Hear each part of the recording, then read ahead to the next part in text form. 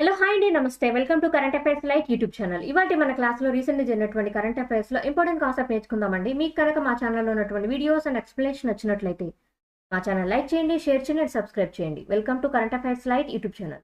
ఇవాటి మన కాన్సెప్ట్ వచ్చేసి కర్ణాటక రాష్ట్రానికి సంబంధించినటువంటి ఒక న్యూస్ అన్నమాట. ఎందుకంటే ఇది ఆరోగ్యానికి సంబంధించినటువంటి ఒక స్కీమ్ అన్నమాట. సో ఈ స్కీమ్కి సంబంధించినటువంటి డీటెయిల్స్ కూడా మనం చూద్దాం. సో ఇది ఏ రాష్ట్రంలో వచ్చిందంటే కర్ణాటక రాష్ట్రంలో. దాని పేరు వచ్చేసి Sandhya Kiran cashless health care scheme.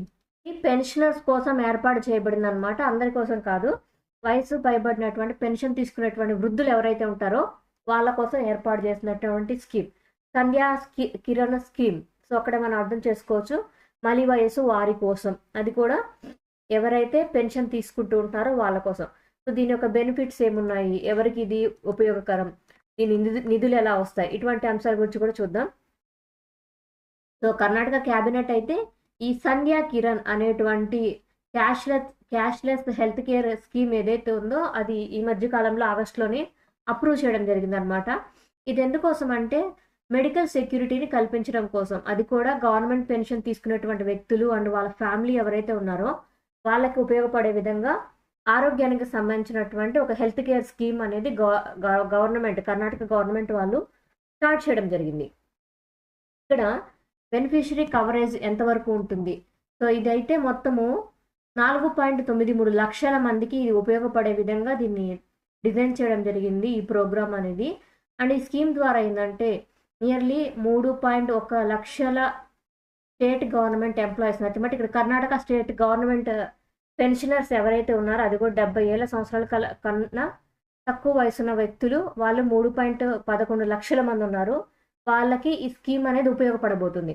And దాంతోపాటు ఏంటంటే వాళ్ళ మీద ఆధారపడినటువంటి వ్యక్తులు, ఫర్ ఎగ్జాంపుల్ ఒక ఎక్స్ అనేటువంటి వ్యక్తి ఉన్నారు, ఆయనకి భార్య ఉంది, ఆ భార్య సెకండరీ బెనిఫిషియరీ. సో ఆ హెల్త్ కేర్కి స్కీమ్కి తన భార్యకి కూడా అప్లై చేసుకోవచ్చు. అండ్ టెరిషరీ అంటే third person and emergency care కూడా ఉంటుంది. అంటే వీళ్ళిద్దరికి కనుక ఒక విడో అయినటువంటి చైల్డ్ ఉంది, సో విడో అయినటువంటి గర్ల్ ఉంది, తను కూడా థర్డ్ టైం అంటే నథింగ్ బట్ భార్య తర్వాత తన మీద ఆధారపడినటువంటి విధవరాలైనటువంటి కూతురు కానీ ఉంటే వాళ్ళకి కూడా వాళ్ళ పెన్షన్ వస్తుంది అనమాట. అది థర్డ్ అనమాట. కొన్నిసార్లు ఎమర్జెన్సీ కేర్ కింద కూడా పిల్లలు ఎవరికైనా ఈ యొక్క హెల్త్ స్కీమ్ యొక్క బెనిఫిట్స్ అందే విధంగా ఈ స్కీమ్ అనేది ఏర్పాటు చేయడం జరిగింది. అండ్ ఫైనాన్షియల్ లిమిట్ ఎంతవరకు వీళ్ళు ఈ యొక్క స్కీమ్ ద్వారా ఈ యొక్క మనీని పొందవచ్చు అంటే మనీ డైరెక్ట్గా ఇవ్వరు, వాళ్ళు చేయించుకునేటువంటి వైద్య ఖర్చులు ఏవైతే ఉన్నాయో వాటికి గవర్నమెంట్ హాస్పిటల్కి చెల్లిస్తుంది అనమాట. ఎంత ట్రీట్మెంట్ కోసం అంటే నియర్లీ 5 లక్షల రూపాయల వరకు కూడా ఒక సంవత్సరానికి ఎవరికైనా హెల్త్ బాగలేకపోతే ఇంట్లో వాళ్ళకి చూపించుకునేటువంటి ఫెసిలిటీ అనమాట. అండ్ దీనికోసం ఏంటంటే ఎంత మనీ కలెక్ట్ చేస్తుంది. సో ఇది ఎస్పెషల్లీ కర్ణాటక రాష్ట్రానికి చెందినటువంటి పథకం. సో దీనికి నిధులు ఏవైతే ఉన్నాయో కేంద్ర ప్రభుత్వం నుంచి రావు, ఓన్లీ రాష్ట్ర ప్రభుత్వం వాళ్ళే తీసుకుని రావాలి. అందుకోసం ఏంటంటే ఆల్రెడీ ఎవరికి ఇస్తున్నారు, పెన్షనర్స్ తీసుకునేటువంటి వ్యక్తులకి, కాబట్టి వాళ్ళ పెన్షన్ నుంచి కొంచెం అమౌంట్ అనేది వాళ్ళు సేకరిస్తారు. మిగిలిన అమౌంట్ ఏదైతే ఉందో అది గవర్నమెంట్ వేస్తుంది అనమాట, స్టేట్ గవర్నమెంట్ వాళ్ళు. ఇక్కడ సర్వీస్ పెన్షన్స్ వచ్చేసి డైరెక్ట్ పెన్షన్స్ అనమాట. అంటే ఎవరైతే జాబ్ చేసి రిటైర్డ్ అయ్యారో ఆ వ్యక్తికి అనమాట, ఆ వ్యక్తి యొక్క జీతంలోంచి వాళ్ళు నెలలో తీసుకునేటువంటి పెన్షన్ ఏదైతే ఉందో దానిలోంచి 1.25% ఏదైతే ఉందో అంత అమౌంట్ కట్ చేసుకొని ఇస్తారనమాట పెన్షన్లో. అలాగే ఫ్యామిలీ పెన్షనర్స్ ఇప్పుడు చెప్పినట్టు విధంగా ఎవరైతే రిటైర్డ్ అయ్యారో ఆయన యొక్క భార్య కానీ, అంటే ఆయన చనిపోయారు, జాబ్ చేసిన వ్యక్తి, పెన్షన్ తీసుకుంటున్న వ్యక్తి భర్త చనిపోయారు, భార్య లేదా విధవరాలంటే కూతురు అలాంటి వ్యక్తులు కనుక ఉంటే వాళ్ళు థర్డ్ అనమాట, ఫ్యామిలీ పెన్షనర్స్ అంటాం. వాళ్ళ నుంచి అయితే 0.75% బేసిక్ పెన్షన్ ఏదైతే ఉందో ఆ పెన్షన్ అమౌంట్ నుంచి కట్ చేసుకొని గవర్నమెంట్ మిగిలింది వాళ్ళకి ఇస్తారు. సో ఆ కట్ చేసిన అమౌంట్ ఏదైతే ఉందో అది వాళ్ళకి ఇచ్చేటువంటి హెల్త్ కేర్ బెనిఫిట్స్ కోసం వినియోగించబడతాయి. అండ్ ఇక్కడ ఎలా నిధులు తీసుకొస్తున్నారు అంటే ఇది మొత్తము స్టేట్ గవర్నమెంట్ స్కీమ్ అని చెప్పాం. సో స్టేట్ గవర్నమెంట్ అయినా సరే ఎంతో కొంత నిధులనే పెట్టుకోవాలి. ఇందులో ఎంతవరకు ఎస్టిమేట్ చేశారంటే 81.75 కోట్ల రూపాయలు కనీసం సంవత్సరానికి ట్రీట్మెంట్ కోసం అవసరం అవుతాయి అని భావిస్తున్నారు. ఇందులో 70% ఏదైతే ఉందో ఆ 70% 57.22 crores అనమాట.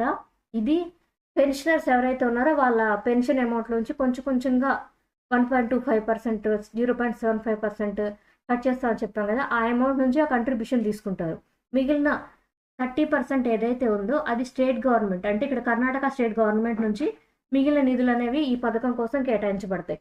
అండ్ దీనికోసం ఇంప్లిమెంటేషన్ ఈ పథకాన్ని, ఈ స్కీమ్‌ని ఇంప్లిమెంట్ చేయడానికి దేని యొక్క రెగ్యులేషన్ తీసుకున్నారు, ఏ ఫార్ములేషన్ తీసుకున్నారంటే ఒక్కొక్క రాష్ట్రంలో ఒక్కొక్క విధంగా ఉంటుంది.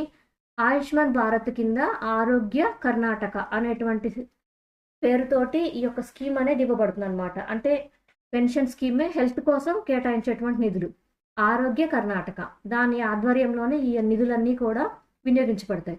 దీనిలోనే సువర్ణ ఆరోగ్య సురక్ష ట్రస్ట్ ఆధ్వర్యంలో ఎవరెవరికి ఇవ్వాలి అంటే రిజిస్ట్రేషన్ చేయించుకోవడం, క్లెయిమ్ చేసడం, హాస్పిటల్ అడ్మినిస్ట్రేషన్, అంటే మన రాష్ట్రంలో ఏ విధంగా అయితే ఉంటుందో అలాగే కర్ణాటక రాష్ట్రంలో కూడా ఇలా హెల్త్ పరంగా కావాల్సినటువంటి టెస్టులు చేయించుకోవడానికి, చూపించుకోవడానికి, ఏదైనా సర్జరీ అయినా అవసరం అయితే చేయించుకోవడానికి కూడా నిధులు అనేవి డైరెక్ట్గా బెనిఫిషియరీకి ఇవ్వకుండా హాస్పిటల్కి పంపిస్తారనమాట. సో అలా కర్ణాటక రాష్ట్రంలో హెల్త్ కేర్ ఫెసిలిటీ అనేది కల్పించబడింది. అది కూడా పెన్షన్ తీసుకునేటువంటి వ్యక్తుల కోసం. Thank you for watching my video. మీకు కనుక నా వీడియో ఎక్స్ప్లెనేషన్ నచ్చినట్లయితే నా వీడియోస్ లైక్ చేయండి, షేర్ చేయండి అండ్ కామెంట్ చేయండి. మీకు నా వీడియోస్ ఏ విధంగా అనిపిస్తుందో నా కామెంట్ సెక్షన్లో తెలియజేయండి. Thank you for watching my video. Thank you.